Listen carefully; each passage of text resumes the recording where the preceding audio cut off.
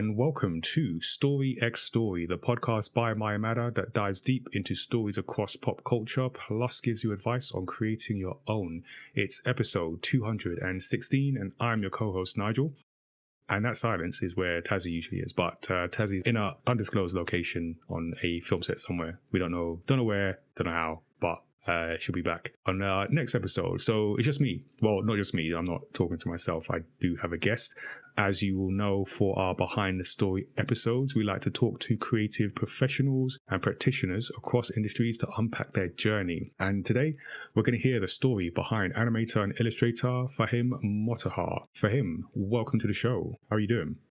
Hey Nigel, thanks for having me. Excited to be here.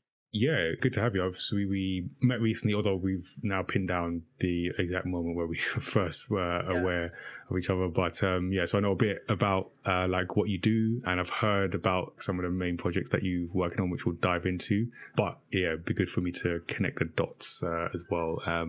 We might talk some anime too, so it will be a good discussion. Yeah, so thanks for joining. For those listening, don't forget you can subscribe to Story X Story wherever you get your podcast from. That includes Apple Podcasts and Spotify, also YouTube as well. We've started putting episodes out on YouTube, so go check that out too if you prefer. You can also send us your feedback and questions in a variety of ways. You can always send us a voice message on our Spotify for Podcasters page. You can email us the old-fashioned way, studio77@mymatter.com, or you can throw your thoughts at us on social media. So we are at MyMatter on Twitter, at MyMatter TV on Instagram and TikTok, and at MyMatter.com on Blue Sky, which seems to be getting a lot of attention. I guess we're doing a slow migration over. You can also find Tazzy at Life of a W Gamer on Instagram and TikTok, Tazzy on everything else, including tazzy.bsky.social on Blue Sky.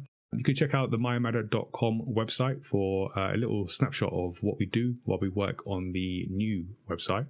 Got information there. You can check out our latest manga as well. There's also a link to our Discord, the Studio 77 Discord, where you can be part of the MyMatter community and hang out with us while we work on some stuff in the background. So before we learn more about today's guest, let's update you with some of the latest from the MyMatter universe. I was going to say we have some comic updates. The update is we have a comic. So against all odds, if you haven't read it or you don't know, this might be your first time listening to the podcast. We have a new manga. We make manga. So Against All Odds came out earlier this year. We did a launch event for it. We've also got some plans to come. So I'll save that for a future episode. But we've got the manga standard edition, collector's edition, which is a bit more limited. We are sending out Kickstarter rewards. I'd say about halfway through those. Been a bit of a delay. The whole process has been delayed, but very grateful to the Kickstarter backers for making this possible and being patient with things that have taken longer than first planned. So this is the manga that features Tazzy in the MyMatter universe, and it's a reflective, hope-filled manga about pursuing your creative career goals in the face of resistance from doubters and the world around you. So that is available at mymatter.com. Also, some events over the year. We'll be talking about them as we confirm things. But yeah, you can get it from mymatter.com. There is also on our YouTube page a video from the launch event, and specifically the Creative Career Roundtable that we did. So my creative journey, you can hear from Tazzy,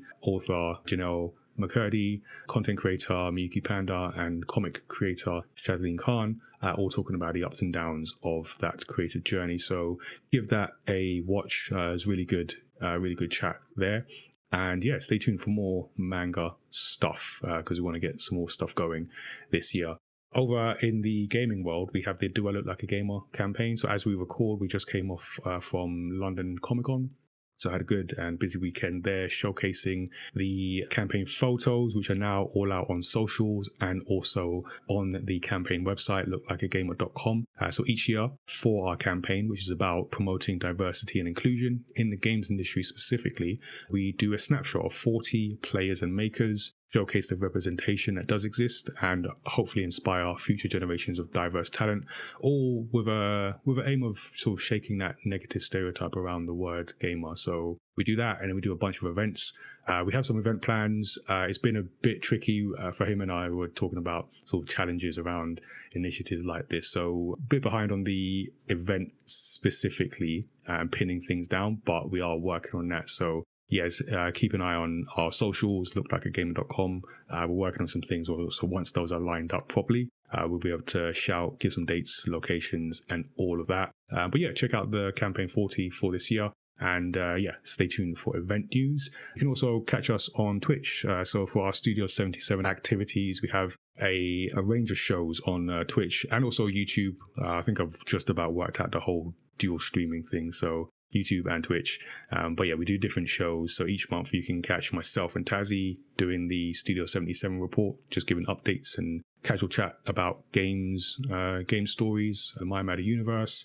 I do casual conversations with comic creators, so speaking to a different comic creator each month. And if you are listening to this early, you might be able to catch the VOD of my chat with comic creator Pigeon. There is a reason why they have that name, and yeah, you can listen to that conversation to find out why. And also we do games night as well, so we get together with the community and just play a game for your amusement. It usually goes well. The last one, Multiverses, a few technical issues, but we've got some other games coming up as well, so keep an eye on that. And if you are a young aspiring creative professional, or you know of one, then check out the Maya Matter Showrunners Work Experience program. So that is where we create opportunities for young people aged 16 and up to work with our team across comic production, events, and content creation. And we've had a bunch of people join us at Comic-Con. Some of them doing some of them hadn't actually been to Comic-Con at all, and then some of them doing it for the first time in a working capacity. So that was a good experience. In the past, earlier this year, we've had people working on the latest comic that I mentioned. So people working on cover design, on concept art, narrative stuff as well. So lots of opportunities there. So you can email us at showrunners@mayamatter.com to find out more. So yeah, you're all caught up with the Maya Matter universe. And now let's go behind the story with today's guest. Fahim is an award-winning animator, director, illustrator, and, as of recently, researcher at BBC Bitesize. So he's worked with clients like the BBC, Cbeebies, Channel 5, North One TV, and the United Nations Development Programme, which among all his work includes the recently released Cbeebies series, Nikhil Jay. His work also includes documentaries, short films, and children's book illustrations. He also has a short film, Falafel Sundays, which collected awards at New York Film Awards and the Florence Film Awards during its circuit run. So we'll definitely dig into all of that. But as people who listen to the podcast will hopefully know, or just those who follow Maya Matter in general, will know that creativity is very important to us. But for him, for our first question, as we do, what does creativity mean to you? Uh, I mean, to me, I think creativity is part of what it means to be human. In many ways, it's like the essence of humanity because even like the Stone Age people, you know, cave art and I mean, they even did like some stop motion like frame. I don't know if you know about this, but they used to do animation on cave walls. They found a way to do that, which is I heard amazing. We about can this, talk like about that almost like later, maybe. sequential art. Yeah, sequential art, right? So creativity is just such a human thing. Even our ancient ancestors did it. And it's just part and parcel of how we express ourselves. And I don't think to be creative is to be human to me. Yeah, yeah, no, I agree. And like hearing that always makes it weird when almost as a society we sort of shun creative endeavors, and yeah, Yeah. it feels weird. I was talking to an older gentleman. I think he must have been in his 60s or 70s the other day, and Mm, he was telling me because this was just after I'd screened a film, and he came up to talk to me, and he was telling me I don't have a single creative bone in my body. It was amazing to see your work up there. And then I mm, responded to him I was like, no, I'm sure like everyone. This is what I believe. I believe everyone has that creative spirit. And I was telling him, even if you're a businessman, like there is creative problem solving that goes on in every aspect of our lives. And the more I spoke to him, the more he started to realize that no, I was right, like he did have that creative vision mm, in some way right. in what he did. So yeah, it's a way of thinking, really. Yeah, yeah, that's true. I guess it depends what we, because sometimes like what we label as creative is can be quite limited, and then if you're not Yeah, that, then you're yeah. not creative.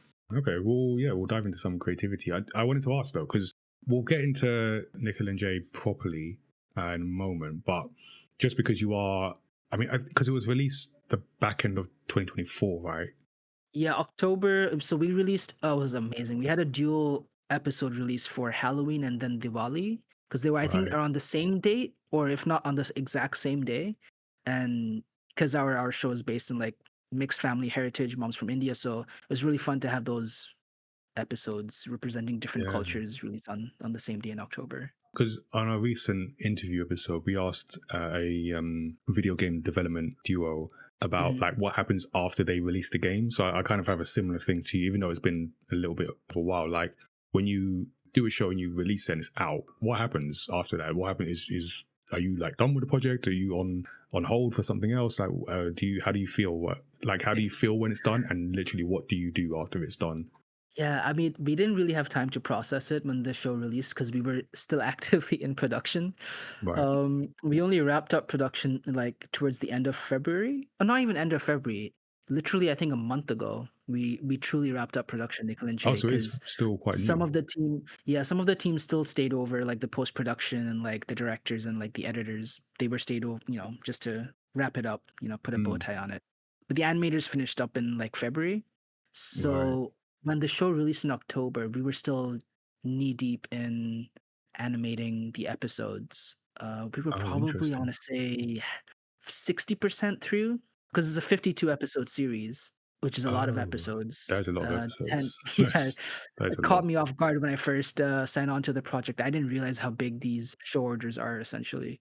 And they get split up into different seasons. So the first Mm, season is like maybe 12 episodes, for example, and then they'll schedule out the other episodes, but all of the production happens in a single production schedule. right. Did not realize that. So you do multiple seasons in a single run. Yeah, exactly, exactly. And to answer your question, like we didn't have time to process it while we were in production, but Mm, afterwards, like after I wrapped up on the show, I kind of you never know how it's going to be received, right? So it mm, was kind of like bated breath. Everyone was just like, not concern isn't the right word, but because there's just so many unknowns, especially in this day and age where everything is like it feels like it's up to the the gods, like if your show's going to take off or not. mm. But no, it was received pretty well. We've been consistently in the top 10 on Cbeebies. We were up there next to Bluey and Hey Dougie in the top shows for on release for like a few months, few good months, Wow. which was Yeah, Bluey's like the juggernaut, right? yeah, exactly. So for our name to even be like around those shows was just mind blowing to me. Mm.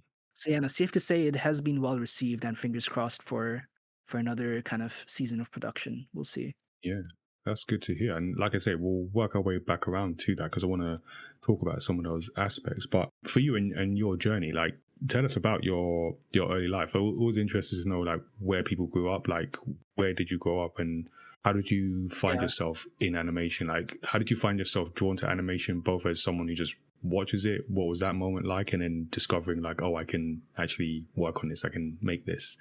So I was a 90s kid, and I was born in London, in Peckham, and the reason I don't have a British accent, the reason my accent is more neutral or American is because I actually left the UK when I was 5 or 6 years old, and we migrated. My dad is from Bangladesh originally, so we moved to Bangladesh, back to Bangladesh, and I was born with a British accent, and they just lost it over time, I guess, because of like cartoons. I Right. like to I think it's mostly cartoons.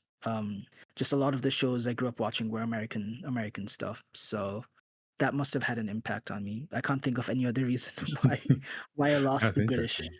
over the years. Yeah. So I do have an anecdote though, because I was a '90s kid. A lot of the shows in the like I my early childhood was still like all UK British shows like Postman Pat and like Bob the Builder and Yep. Yep. like Teletubbies and things like that. It was such a full circle moment because after Nikhil and Jay came out, I Mm. was on the tube and actually heard some kids singing the theme song for Nikhil and Jay. Okay. And I had almost like a whiplash because I thought like I was done with the show at this point, and I wasn't sure if I was like hearing it in my head. I don't know. I thought I was going crazy. Then I turned and I saw like the mom and the kids were like just talking about Nikhil and Jay, and the kids were like singing the song. I was just like, Ah, that's it was such cool. a beautiful full circle moment because I remember being a kid and like just loving cartoons and like singing the theme songs Yeah, myself, singing them, right? and they stick with you as well. And Nicola and Jay is Yeah, it quite sticks with it's you. quite a melodic. Melodic is that the word? Melodic. Yeah, yeah, yeah, Something that yeah. you. I think people don't realize how much, and this was definitely the case for me as a child growing up. Like cartoons are so foundational to who we are as human beings. I Yeah. think like a lot of our, not in terms of like knowledge, but in terms of like personality, or I definitely think it feeds into how you end up being as an adult, you know? Even though there's like, Mm. and it's got to do, my mom's a school teacher, head teacher, and child psychologist. So so probably a lot of what she's learned over the years has rubbed off on me. But I think like when growing up as a child, when you're watching these shows, it informs your brain chemistry, right? And it has like fundamental impact on, Yeah, yeah, like the maybe not development. necessarily, yeah, your development. Yeah, exactly, exactly. Yeah, no, I buy that. I buy that. Might have to get your mum on and to give us a sign. So that that's Yeah. interesting. Yeah, so I grew up in Bangladesh, and then animation and art wasn't really a thing for me during like middle school and high school. I never really did it. As a child, I my mom tried to push me into, I actually owe a lot, I think, to my career. I owe it to my mom because as a child she made me like really try all sorts of like music, painting. She made me go to art classes, even though I dropped it off and kind of shunned it for a brief period of time during my like adolescence. But you shun the creative subject. Yeah. Yeah, yeah, I We don't didn't always take get art that. We in don't high always hear that. school. Yeah, no, it was weird. I'm not really sure why I did that because yeah, it's weird because I still watched like cartoons and anime growing up. I just never, yeah, respected it, I guess. I had a different kind of attachment to the art form. Was Mm, more of a consumer. And then it yeah. was only when I started going to university, at the start of university, I started drawing again. I got like a little Intuos Wacom digital tablet as a university gift from my Right. family. And I started drawing and I started falling in love with it again. And that's kind of how my creative journey started. And what were you studying at university? So at university, yeah, so I studied a foundation, did a foundation degree at Goldsmiths in media and communications. Absolutely hated it. It turns out journalism wasn't for me. I have so much respect for journalists. Oh I yeah. thought that's what I wanted to Yeah. do, but no, it was tough. It was really, really depressing. Definitely had an impact on my mental state. Might have been like a mix of being like homesick because it was my first time in the UK after having lived in Bangladesh for like most of my life, and also just being surrounded by all these other creatives or people that I felt like I didn't have a connection with at the time.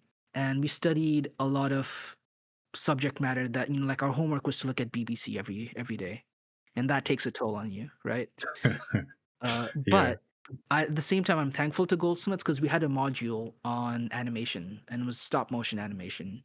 And I still remember my course leader for that module was Kieran. I forget her last name, but she was well established in the animation industry, Mm. and she was just teaching us the fundamentals of animation. And for the first time in my life, I realized like I didn't know you could do this. It never occurred to me. I never connected the dots that I could do this for a living. It was only after I did that module I was like, wow, I think I love this. So I essentially dropped that foundations course and went from living in London at Goldsmiths to going to a university called University of Gloucestershire in southwest England, and it was basically in the countryside. And it was a completely different Yeah. Yeah. experience. But it was an animation course, a 3 year animation course, and I felt like I finally found my people. Everyone, Huh. yeah, it was just such a warm, like I felt like I was home, you know, amongst peers that like I could relate to They because we get all you. had similar kind of, yeah, they got me exactly, like in terms of, you know, watching cartoons and geeking out about anime and manga and comics and video games. I definitely didn't Mm. feel that with my Goldsmiths peers. It was very, very different. Uh, Interesting. Okay. yeah, Yeah, no, I feel that. I feel that those early years, well, I mean, it's obvious to say, but it is important to say that those early years have a lasting impact. And with cartoons, because a lot of the time, you know, as kids, I mean, even as adults now, I watch cartoons, but it's different then because you learn a lot in a different way when you're younger, and definitely. it sticks with you as well. I remember the other day, I was like, I don't know if you get like theme songs, like you know, speaking about your experience with the kids singing the Nikhil and Jay Yeah. theme song. Like I remember things like the one that came to mind the other day was the I don't know if you watched Dog. Uh, I might have. I might have. DOUG? Yes, DOUG. Yeah, Yeah. just the No, I kid in did. high I have. school. Yeah. Like Yeah. that Yeah. that theme song every so often just pop into my head, and I still remember it. I That's a remember it. catchy one. That It was is a a real catchy. catchy one. Yeah, I think it was one of the best. Yeah, actually, I think Fraggle Rock is the best I intro. haven't seen that Off one. topic. That's an older one. That's like I'm not even sure if I watched that as a kid because it might have been a bit before my time, but I One of the remember it. And OGs. yeah, it was like puppets, live action ish Oh type wow, okay. things. Yeah, yeah. Go check it out. It's a very is the theme song gets me anyway. Anyway, we're not talking about theme songs. Well, we might come back to that, but no, it's good to hear that experience and just given that like the impact your mum had. I imagine she's happy with what you're doing in that way because then you are where you are comfortable, right? So is Yeah, family yeah. is like, do they get what you do? Do they? No, I've been very lucky, yeah. It's been yeah, I couldn't have been luckier, honestly. They've always been encouraging, and it's it's really loving, especially when, like, the older like, my grandparents really start Mm. to get into it. So my mom's from India, and so my maternal, grandfather, he whenever I'm talking to him, he'll be like, "Make a cartoon of me." Like, he wants me to, I don't know, animate his stories or, like, you know, yeah, it's so loving, it's so adorable seeing family members get excited about the work that I do because I feel Mm. like I don't know, not that it's rare, but I feel like it's just I consider myself very fortunate, to have that kind of love from family like that. Yeah. Well, I mean, depending where you're from, it can be rare. Because I was going to say, like, when you first mentioned your mum, I thought you were going to say, oh, the doctor, lawyer, engineer, cliche. Yeah, yeah. I'm sure they would have preferred. I'm sure they would have preferred I had done something more financially stable, and so I question that as well sometimes. Yeah. But yeah, no, I couldn't be more fulfilled. Like in a weird way, for me, creativity is also like a very spiritual thing. Mm. Um, Even though I don't Yeah. necessarily think out loud about it like that, but it's just like an internal, like spiritual thing for me. And Yeah. so I feel very kind of content in that sense, you know? Yeah. Because it can be, yeah, you can have people that sort of push one way and then you just, like, I don't know what it is where you feel this is not right for me, just you feel it. And then, like you say, when you find your people, you find your place, then it just feels different. I Yeah. guess the ideal, you want that to match with the financial part Exactly. of It's it, very which much a is, balance. It's very yeah. much a balance Yeah.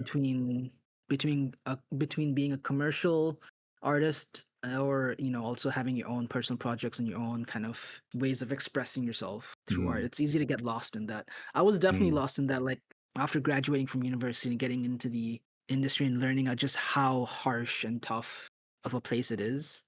Because they always tell you about it when you're at university, and honestly, Mm. they don't really equip you enough. I think I have a Mm. lot to say about universities that have art degrees. Because I talk to like graduates, fresh graduates, even Yeah. today, like in 2024, 2025. I've been mentoring a lot recently, and you hear from these graduates how the universities don't tell them about simple things as like taxes, doing Oh, taxes as a freelancer, invoices. or yeah, invoices. Yeah, And that it's like frustrates some me. of these yeah, and it's like, no, that should be part of the curriculum. Yeah, should be part of any like anyone at school should know how to do Yeah, an invoice because at some 100%. point you will probably have to do one, and you getting money depends on it. Yeah, it blew my mind that I had to learn all that after finishing my degree. I was like, "Oh, okay." I just felt like Yeah, fish out of water. it is mad. It is mad. Yeah, no, I'm it with took you me a on that. couple of years. Yeah, it took me a couple of years to kind of like get my get a hold of things and kind of gain an understanding of how things work in the animation industry specifically. Okay. Because I was just kind of like freelancing here and there, and yeah, it was a weird time. It was Mm. a bit of a blur, to be honest. Like I feel like, I mean, now reflecting back on it, I think as artists, you don't. I mean, it might just be a me thing, but I don't. I definitely don't take the time to reflect back on projects and reflect back on the Right. years that I've done. Yeah. You know? Yeah, well, I mean, well, we'll take this time then. In that case, so then, well, thinking back then to those like what you can remember of the blur, was there was there any good advice you got? Like, what would have been the best advice someone else gave to you when you were starting out on that journey? And importantly, did you follow it?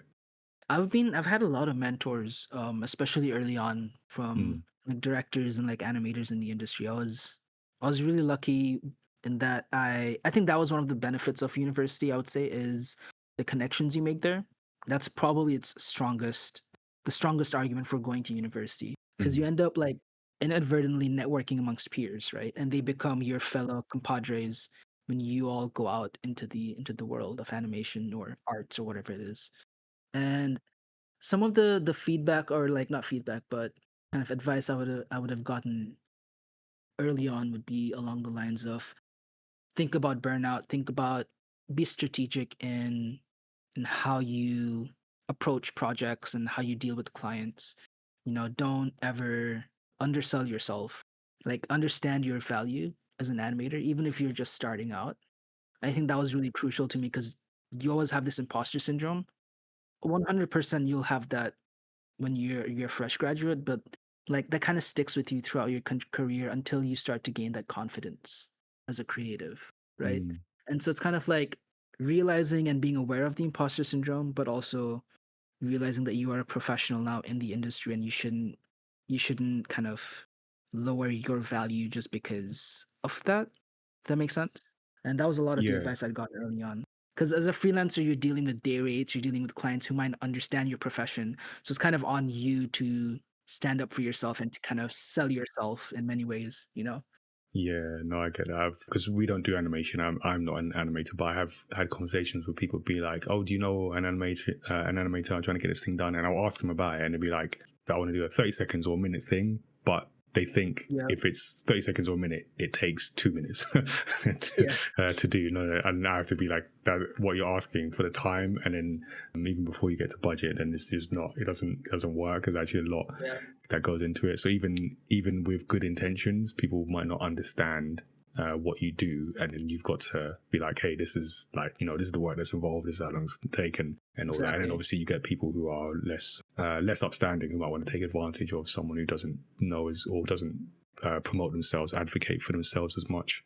Yeah, no, I've heard some scary stories about like really bad clients who just absolutely don't understand it. One of my go-to things is when I get a new client is I will have a like an onboarding call just to make sure we're on the same page about Mm, the effort that goes into animating even 1 minute or 30 seconds, like you said, and being absolutely clear of what the process is like.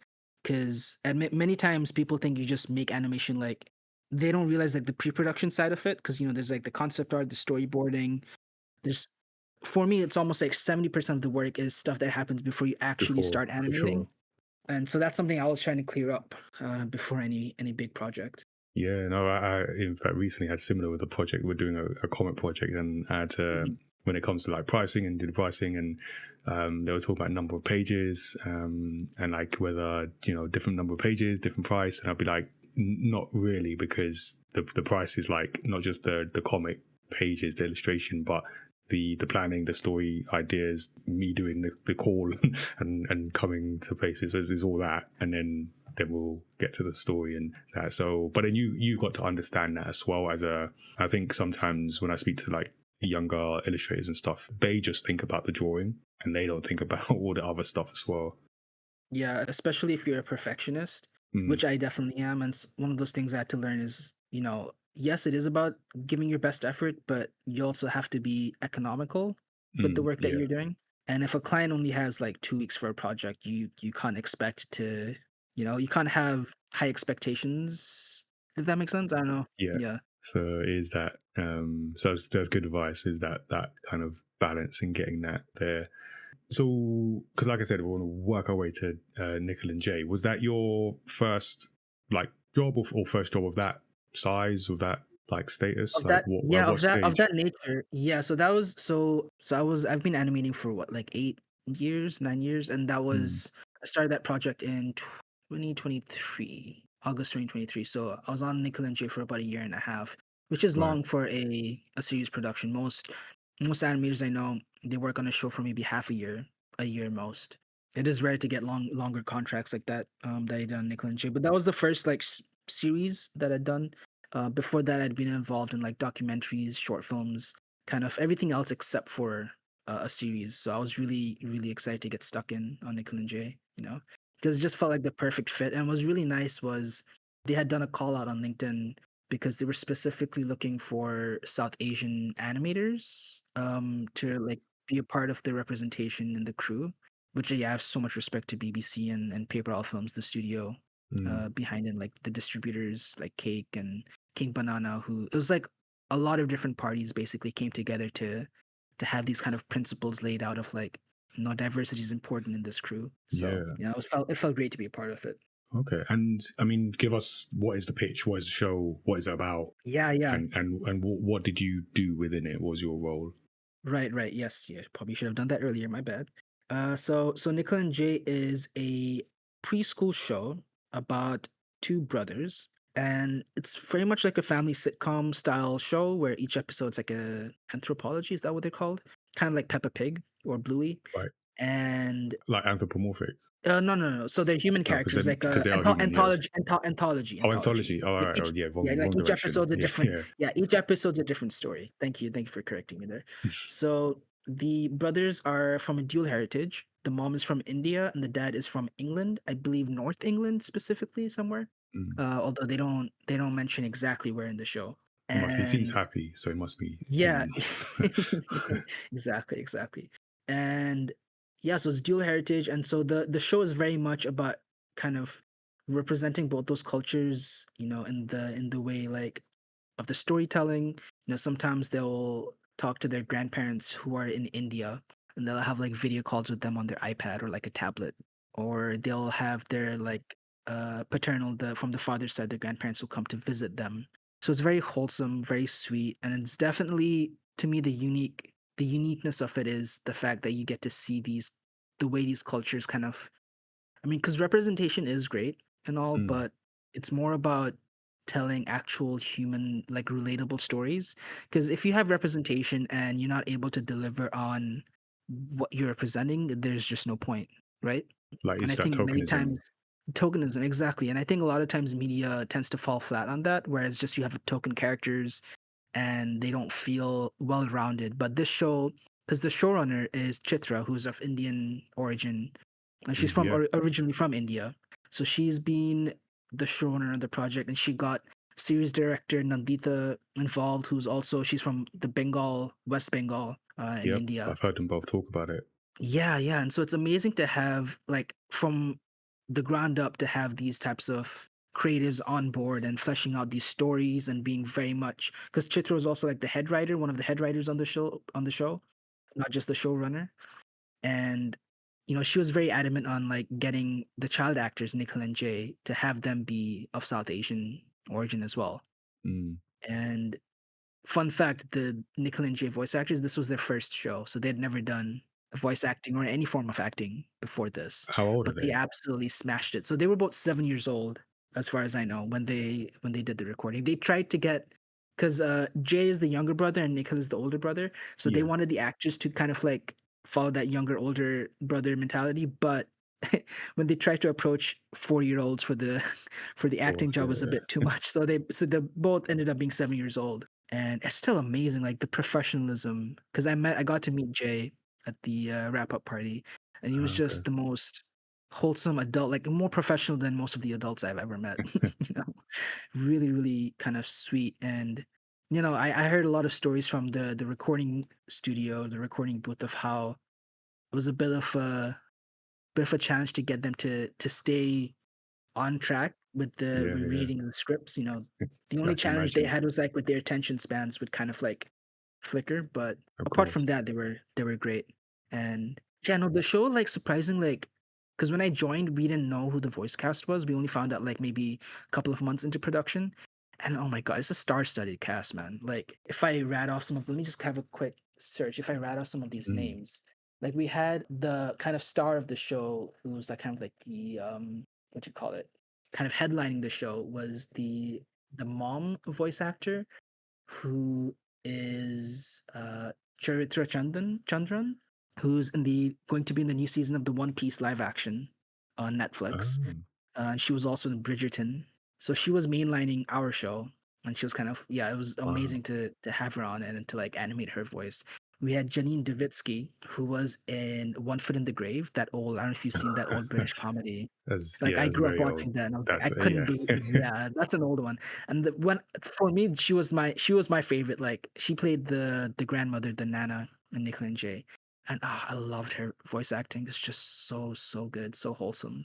Like Yeah. One she for the she grave knows was that. comedy. That was like that and your Father Ted and that Yeah, kind yeah, of yeah. era. Yeah. Okay. Because there was the angry dude that was Yeah, I the angry forgot his dude. name, but I just remember that Uh, the angry old guy.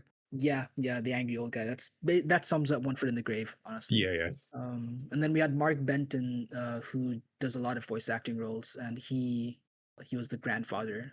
Was he? Yeah, he was the grandfather. And then Jim.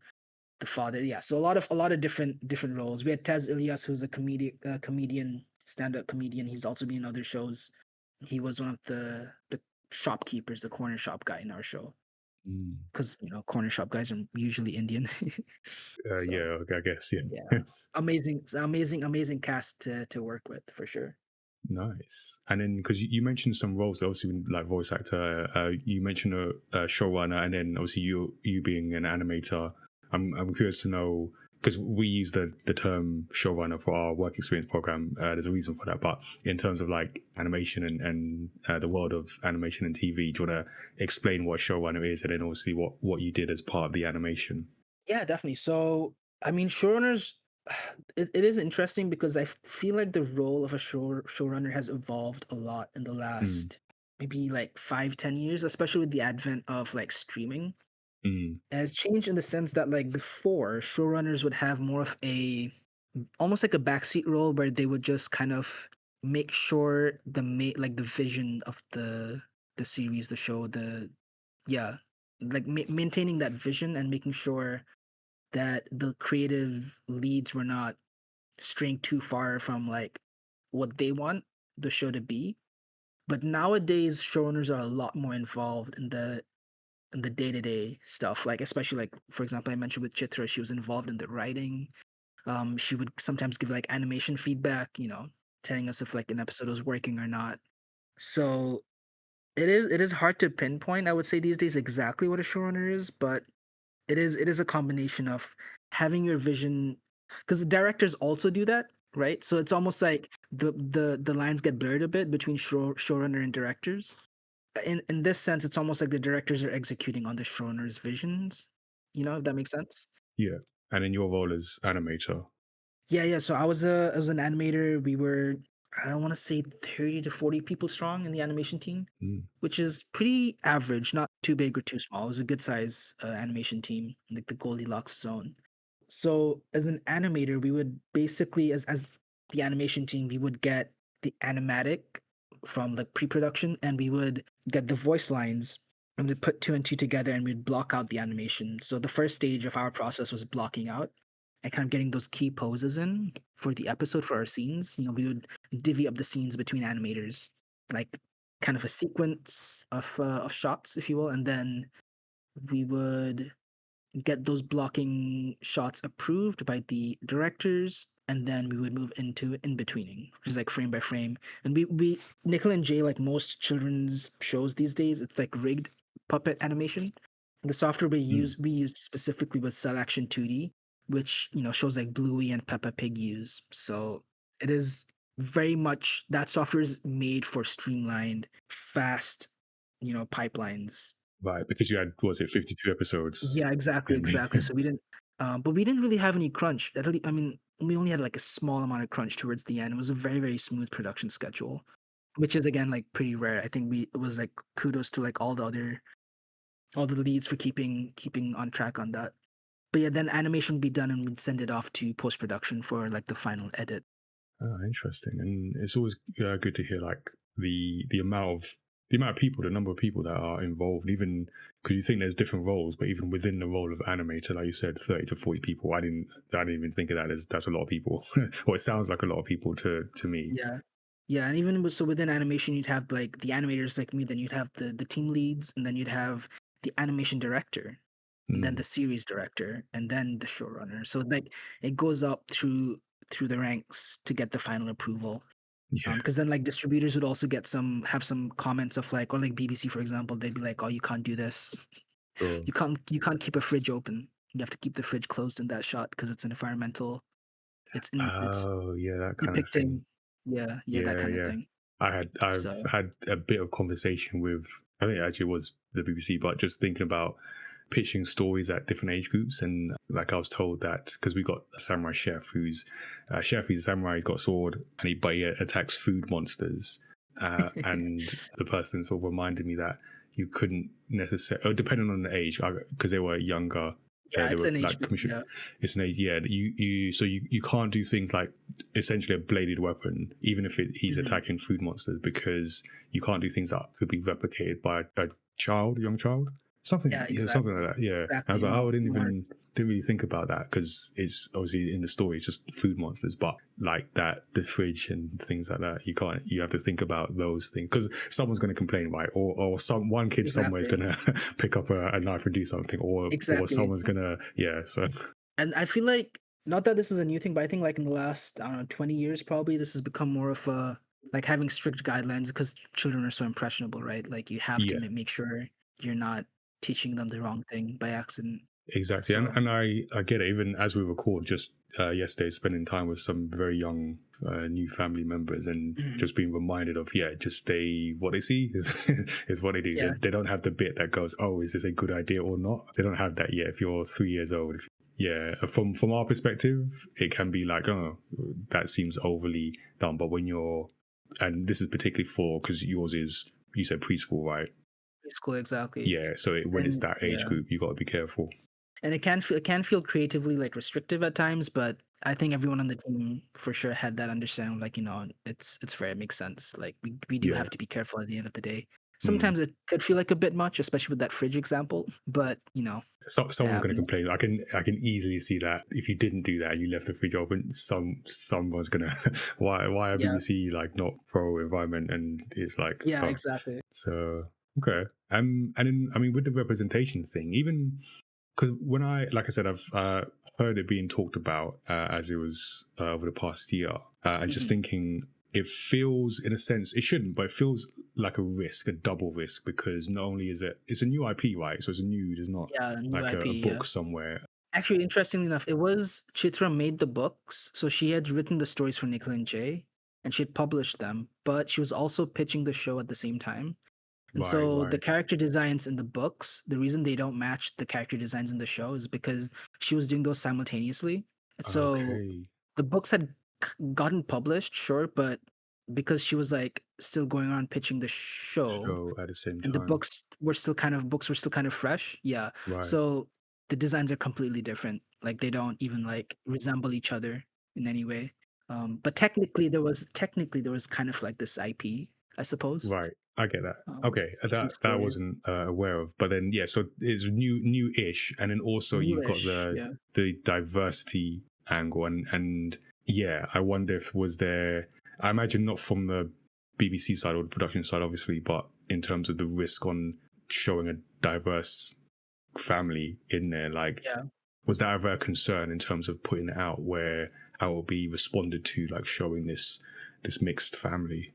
That would be hard for me to say because, the production was already going for like a couple of years before, the animation team even begun animating the episodes. So it's tough for me to say, but it is interesting when you look at the kind of the shows that have been coming out on CBeebies recently. We definitely do stand out as being, well, maybe not stand out. Standing out isn't the right word because you did have stuff like JoJo and Gran Gran, and there are shows that are about diversity, and I think this was just kind of one of those shows like Nikhil and Jay specifically was tackling like mixed heritage Mm, in a way that other shows hadn't before. yeah. So I think BBC or specifically CBeebies is very good at having a diverse collection or kind of just, slate of shows with each kind of because they release new shows in batches over, once or twice a year.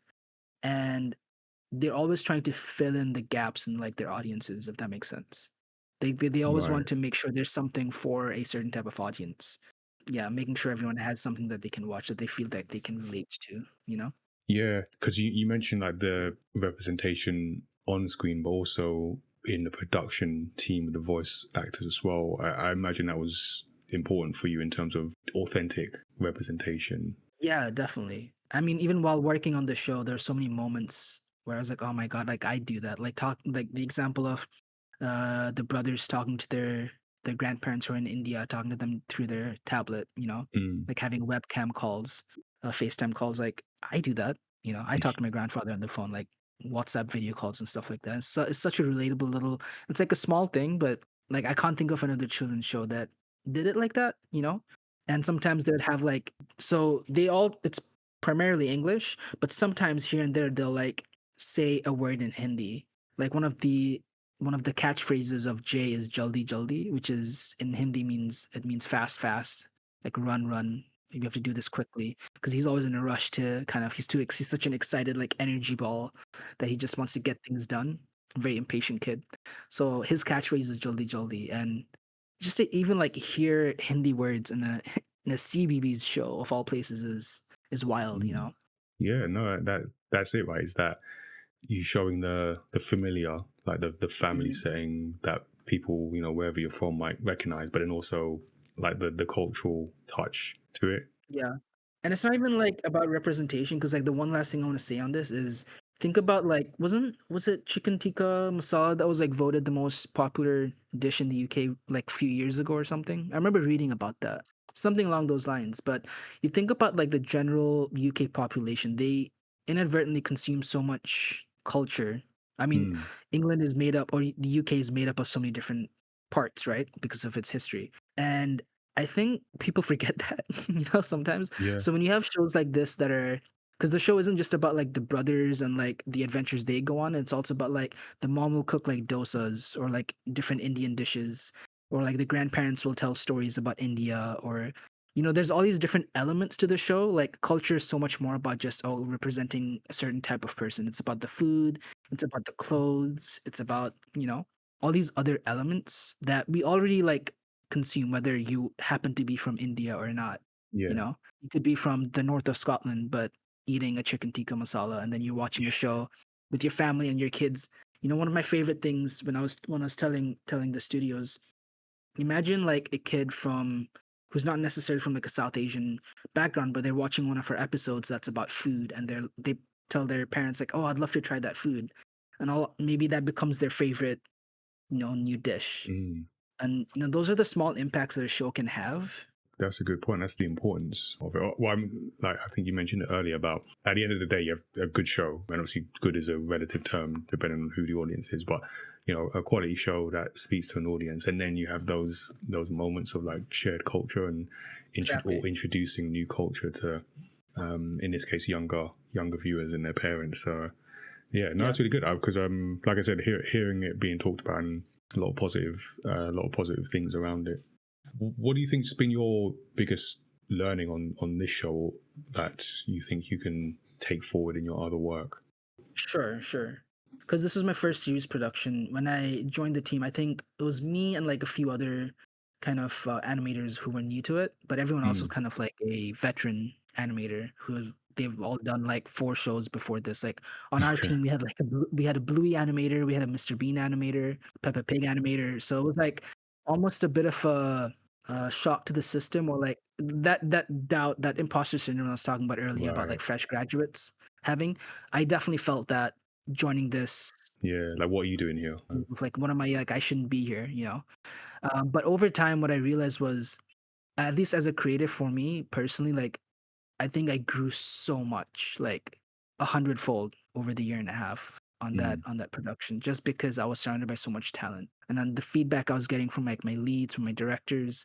Like I love during COVID, during the pandemic, I binge watched The Amazing World of Gumball, and I absolutely loved the animation in that show, the way they did mixed media. And one of our series directors was an animator on the first couple of seasons of that show, and I just geeked out so hard to him. Like, so just be surrounded by all these people and to get feedback from people I looked up to so much was, yeah, it Mm. meant the world to me. Cool. And you talked about food, and outside of Nikhil and Jay, I saw that you have a short film, Falafel Sundays. Yeah. Yes. Yeah, I'm interested to know what led you to that. Yeah, why did you decide to make a short film? Yeah. So I think this was the first time I ended up doing a short film of this kind. The only other short film I'd made previous to Falafel Sundays was my graduate film back at uni. Mm. How it came about was it's very interesting, actually, very very random serendipitous series of events. Back in 2019, before COVID kind of hit in 2020, I was in Bangladesh, and I was part of this gaming Discord group, and a friend of mine from that group knew I was an animator, and they were at this party and they were talking to this friend of theirs, and that friend was looking for an animator. And so they were like, "Oh, hey, I know this animator friend. Do you want me to get? Maybe you should message him." So this person, her name was Prachita, she reached out to me on Facebook. And I generally tend to ignore these messages because sometimes I feel like it's spam or it's like, Yeah, yeah. clickbait for something. So I usually, for some reason, when I saw this message on Facebook, I was like, you know what? Let me respond to her because she basically said, "Hey, I'm looking for an animator. I have this project. Would you be interested in talking about it?" And she was in Bangladesh at the time as well. So it's like, "Yeah, sure. Let's meet for coffee. Let's talk about your idea." And so she was the one that kind of had the foundations for Falafel Sundays. She had like the script and the voiceover, but she didn't have any animation, any visuals. She didn't really know what she wanted to do with it yet. So that's where I came in with the creative direction of how to go about it, like with the Right. visualization and the kind of style of animation because it's like black and white, very Yeah. kind of experimental. It's only a minute and a half long, but there wasn't really much of a budget for the animation. It was kind of like a passion project for her. Yeah, no, and I was looking for something to sink my teeth into. Before I was planning on going back to the UK in 2020, of course. That didn't happen. I ended up being stuck in Bangladesh throughout the pandemic, which was interesting because Bangladesh doesn't really have an animation industry, which is another one of the reasons she reached out to me because I had a unique skill set.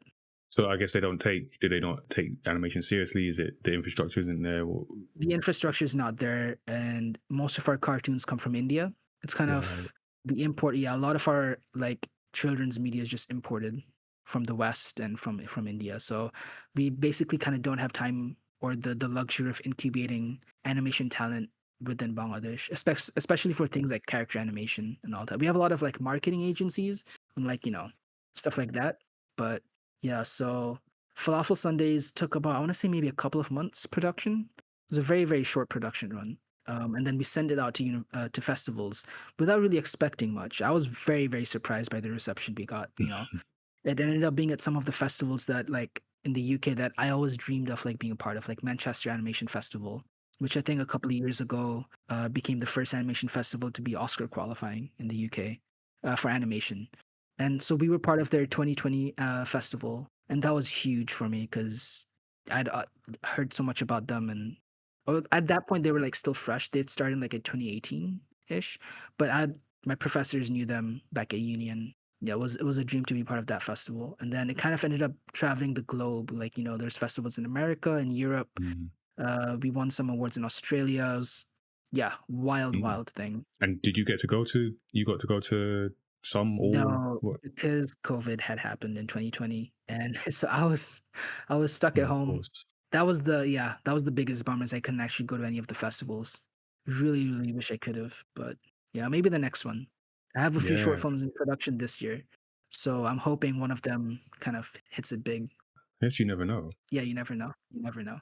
And then you mentioned video games, and I was going to say obviously, but people listening won't necessarily know. But you were in our "Do I Look Like a Gamer" campaign for Yeah, 2025. which is amazing. Yeah, no, great because you answered the call, and I think that we were talking at the time as terms of like, oh, you mentioned we met before, and I was like, oh yeah, but in an animation context. So I didn't know games was part of your life. So like, what impact does games have on your life personally? Is it personal interest? Is it a career kind of situation that you're in or looking to go into? Or what's the Yeah. impact? Oh man, do you have another hour? Yeah, Not kidding. I mean, video games has always been a part of my life. Like growing up, I still remember because in Bangladesh we used to get like a lot of pirated games like sold Mm, so we didn't have like official game stores back right, in the right, day. So they yeah, would sell kind of CD-ROM rips of like I don't know, yep. Pokemon or like Final Fantasy Tactics and things like that. So I remember like one of my oldest gaming memories is like playing Final Fantasy Tactics, and that ended up becoming one of my favorite genres, like turn-based, that chessboard style combat. Just that's my jam. And Mm. I think like even before that, I used to play like on the PS1. I think I was like a PS. So that was like my first console in growing up in the UK before moving back to Bangladesh. So gaming has always been a part of my life, and during like middle school, high school, I very like most kids of that teenage kind of age, I was into like COD and like FIFA, the staples. Yep. Yeah. But then I ended up like I'm not sure exactly what the switch was. It might, what it might have been on Humble Bundle. When Humble Bundle like had first started, they had a Thomas Was Alone. I don't know if you've heard of that game. Thomas Was Alone by Mike Bithell. It was one I of the Why does that ring a OG bell? indie games. One of the Is it OG, like it a came out like in narrative game? 2005 or 2006. It's a narrative platformer. Yeah, yeah. and it was made all by him. And back in the day, especially in those days, this type of game didn't exist. But I think that like switched something on in my brain because after playing Thomas Was Alone, I became an indie game kid. I kind of Okay. like fell out of love with like FIFA and COD and started to explore that space more. And kind of like started to develop a what's the word, passion, I suppose, of like just wanting to be a part of this indie game scene in whatever way. And it's only in the last few years that I've kind of like actively been trying to, because I came back to the UK in 2021, and like basically since then I've been, yeah, like going to things like Limit Break. I was a mentor for 1 year, and then I was a mentee for 1 year, and then ended up being a mentor the next year, and then doing things with like Next Gen, who are in the video Yeah. game space, being an industry speaker, but also going to their networking events, and yeah, just learning more about the industry. And I know it's like very rocky right now, but doing like things like game jams, consistently doing game jams has been so rewarding. Just coming up with ideas and exacting them, kind of getting a feel, even if it's not like necessarily like proper game dev industry. It's like yeah, you get a taste for it. Yeah, no, for sure. We had I don't know if you know the game Sorry We're Closed by Alamode Games. I do Um, not, but I will definitely look that up. yeah, check out. So it's a husband and wife team in Bournemouth, and they were saying that they were doing game jams. They started doing game jams to get that early experience, and then this opportunity. Oh, you can, yeah. There's a whole interview, but they got the opportunity to make a game, and yeah, so everyone's got to start somewhere, right?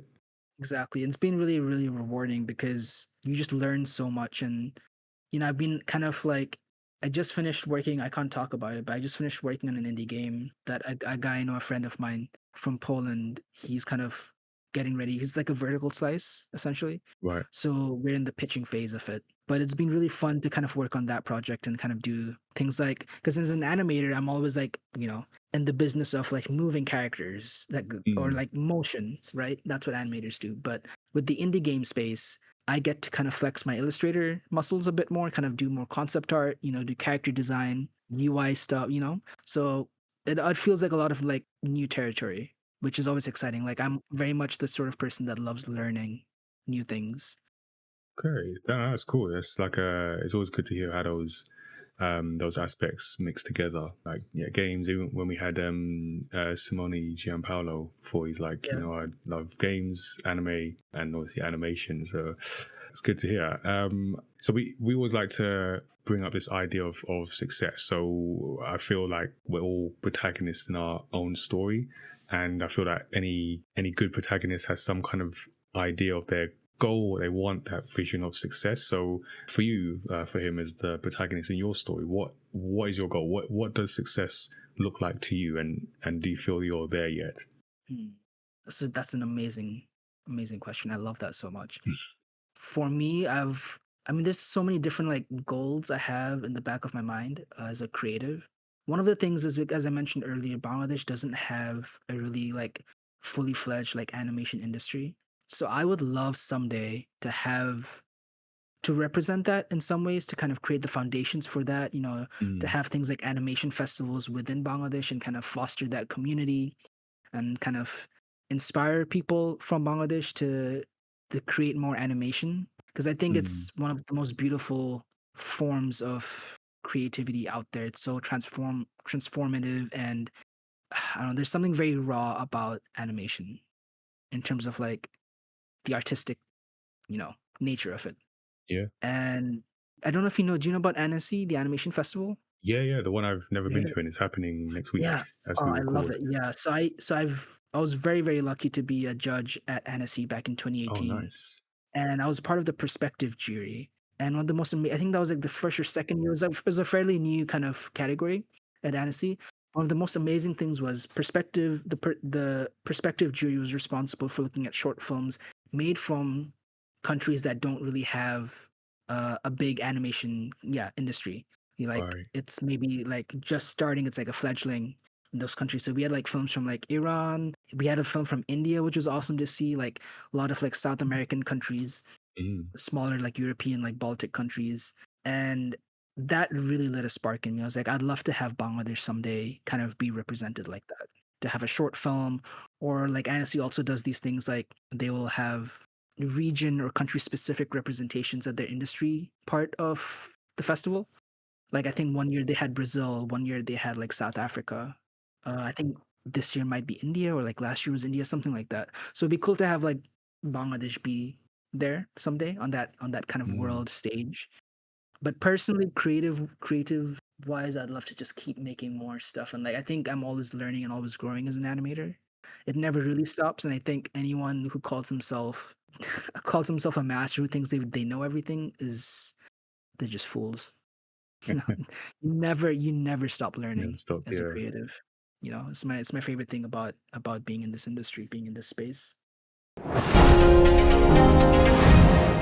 In each interview, we like to ask our guests to give some advice for aspiring creative professionals. So we've been talking about animation and some games, but for him, what advice do you have for others who may be listening, who might want to get started, are creating their own animations, but thinking about breaking into the industry and putting their work out into the world?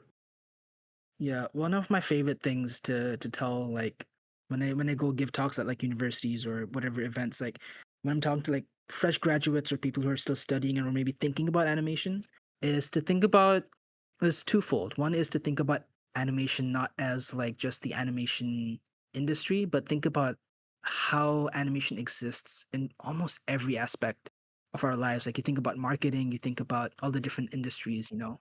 Think about like websites like apps, mobile apps, or like animation is everywhere. So not to limit, like think about music videos. Don't limit yourself into I'm at university. Like for example, for me, I was like, I'm gonna graduate and then work for Disney. You know, that's not the only kind of like you got to expand, especially in this day and age where like work is hard to come by, and you have to diversify Mm, and think about like animation outside of the confines of just like shows and movies, because there's so much out there, and there honestly is a lot of opportunity in that animation space if you're kind of ready to look outside of that bubble. And it kind of leads into my second point of, as a fresh graduate or even while you're at uni, I definitely didn't do this when I was in uni. I highly recommend doing it. Is going to like festivals, going to events that aren't necessarily animation related, like going to like video game, for example, going to video game events, or going to like marketing conferences, or going to like just meetups and like networking or just talking to people is so valuable, because as an animator you would stand out in spaces where there aren't a lot of animators present, yeah, right? And so that's a you'll good have point. that unique edge, and you'll bring something like of a certain value that you simply wouldn't be able to provide if you were to say to go to Annecy where you're surrounded by animators, right? Yeah. I mean, because there's obviously value in that in those as well. But what I think has worked out for me a lot is just trying to be in as many different industry spaces as possible. And video games is definitely one of them. But like, tried doing music stuff. I've tried doing like a lot of different things. So yeah, Mm. that would be my advice. Yeah, no, I second that, especially the sort of different types of events. Because so when I speak to young people, I always get the impression that if mostly it's like game students. So if it's a game student and you talk about events, they're looking for the event that has 4 game students. This is for you on the banner. And the concept of going to like an animation thing or a music thing and just like diversifying just hasn't hit them. Yeah, So try and like don't, if you're doing games, don't just think about games events. Think about other aspects, like you said. If you're doing animation, don't just think about animation events. Even I try and take it forward myself. So I'm going to an event in a couple of weeks, which is just like a business, like a more business event. It's not even like a yeah. convention. It's like a small medium business event. Oh, that's But amazing. yeah, it's not the type of event I would naturally go to, because I think it's not comics. It's not even necessarily creative. It's like people like Dell and DHL and I don't know, FedEx. But But you know what's great about that is you're gonna get so much perspective. Like you're gonna get a new perspective going to that event. exactly. And that's what I'm looking for. And then also, because I had a conversation at Comic Con, and the guy was saying like, oh, the stuff you do with comics, there are companies like that who could find a lot of value for that. And like, oh yeah, Yeah. that's true. Let me go where they are and just see what that's like. So solid advice. So yeah, listeners, let us know what you thought about the interview. Definitely, if you're trying to break into animation or get a better understanding, let us know what you think. Studio77@mymatter.com. So before we wrap up completely, we're going to get into our bonus round. This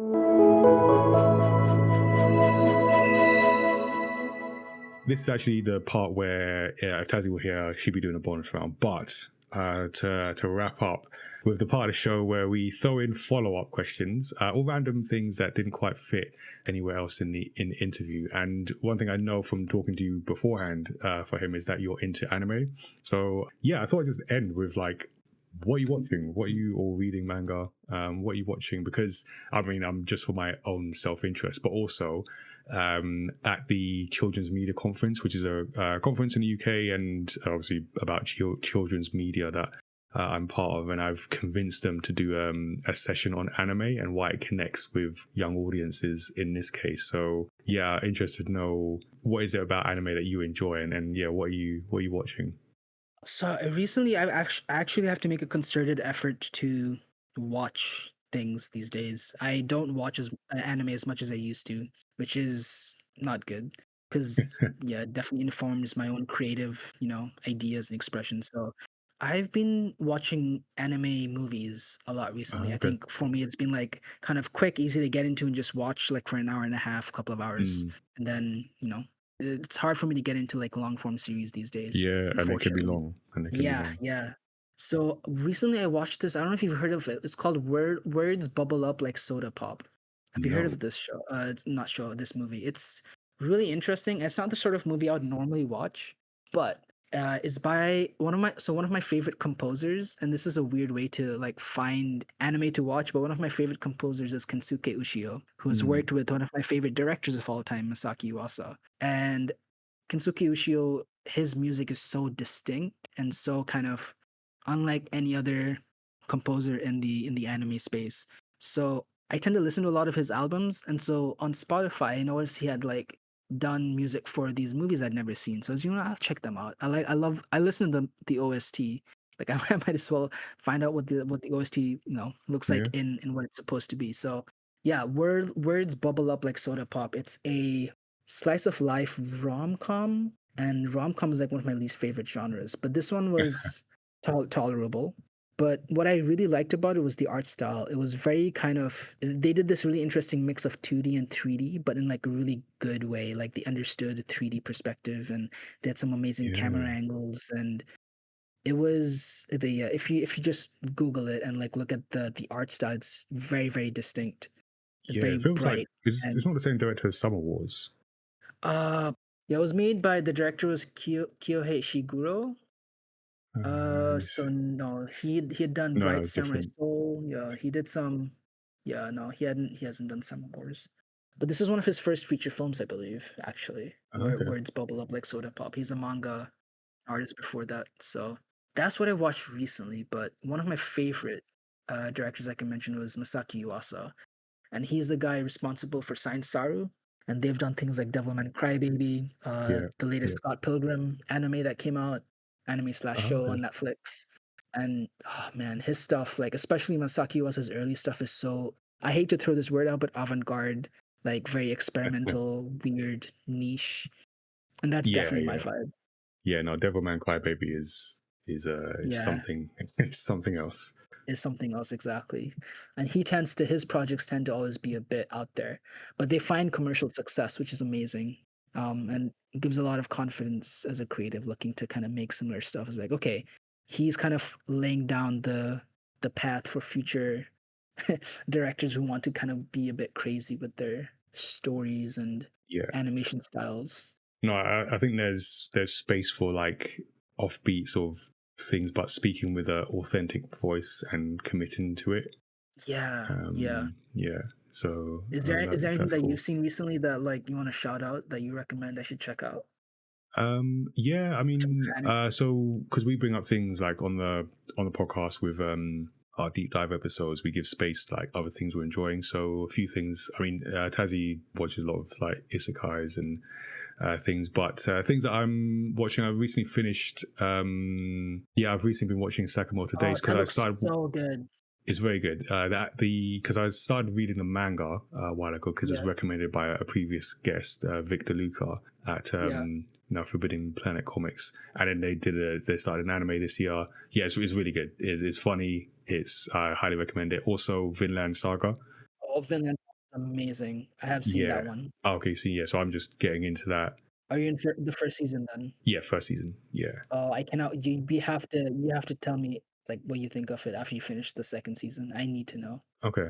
I'm very impressed. I was impressed from the first episode, although I thought Yeah. because I thought it was going to go in a different direction. I thought it was about someone else, but it's not about. So it's not Oh, about. mate. Yeah, you have Yeah, no idea. yeah. Okay, great. It's great. It's great. So The in best thing about Vinland Saga is to go in as blind as possible. The less you know about it, the more, I the went in better. completely blind. Yeah. I only started it because someone whose opinion I respect, who's a manga artist, and she was like, "This is very good." So like, okay, I'm Yeah. just gonna go with that. Yeah. No, Um, 100% agree. yeah, so those are the two, and Doctor Stone is another one I sort of always dip into. I really enjoy. It's another Um, banger. I'm waiting for the latest season. I don't think has the latest season finished airing because I've been watching that with a couple of friends. Like that's another thing. Is like the only time I watch anime now is like with with other other people. I people, feel like it's right? more That's fair. enjoyable. I don't know. And Yeah, Doctor Stone is one of those like really like fun watch alongs yeah. because it's I just get that. so yeah.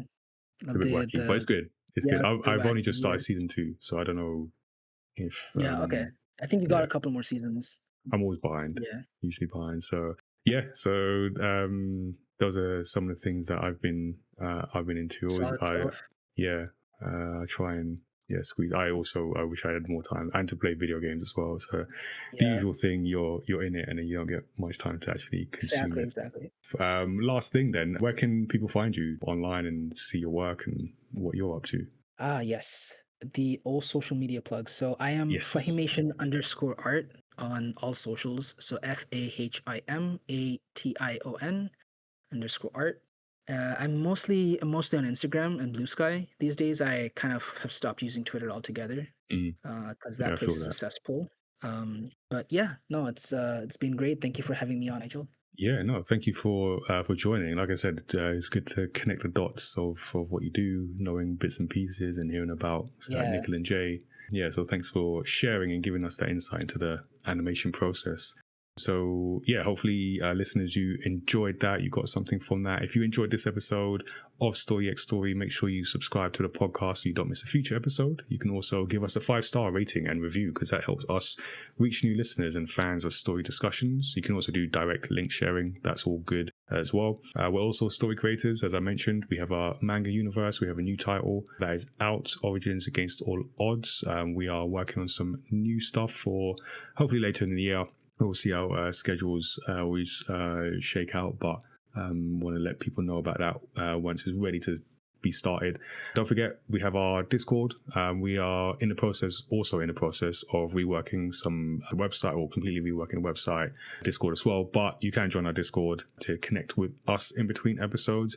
And you can also be part of the Do I Look Like a Gamer video game representation campaign, which all the photos are out now. Fahim is in number 9 as well. So check out his profile there. So it's all about challenging the negative stereotypes around the word gamer, showcasing that diversity and inclusion, and just broadening, getting more people to understand they can work in games, they can be part of the culture. So we're working on event plans, but keep an eye out, looklikeagamer.com or our socials when we actually pin down things there and let people know.